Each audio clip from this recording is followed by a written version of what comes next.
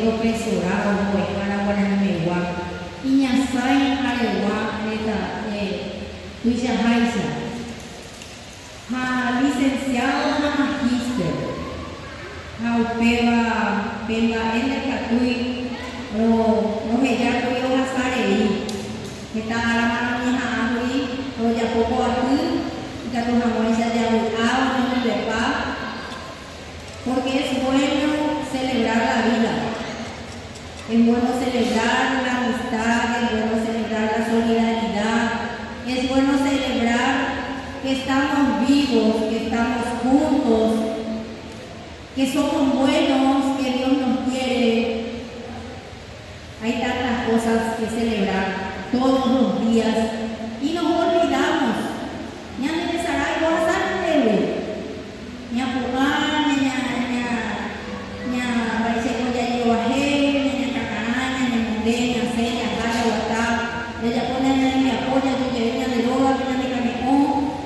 Haya que ver guay, ya me saca ya de droga, guape, ya guapu, ya no, ya que, ya puede, ella basado, ya me le ahora, anda ya que se guay, ya que pañan de boí, ya que guapa, ya que pañan de la cuña de ya, ya que una guay,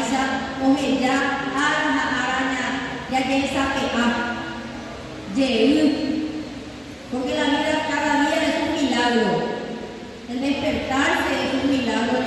el estar con la otra persona es un milagro, tener hijos, estar en una familia, tener un hogar,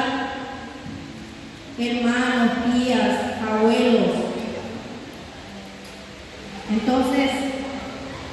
con esa intención se hizo esta noche de celebración, con la mejor intención de que todos pasemos bien, de que pasemos juntos un momento de relajo,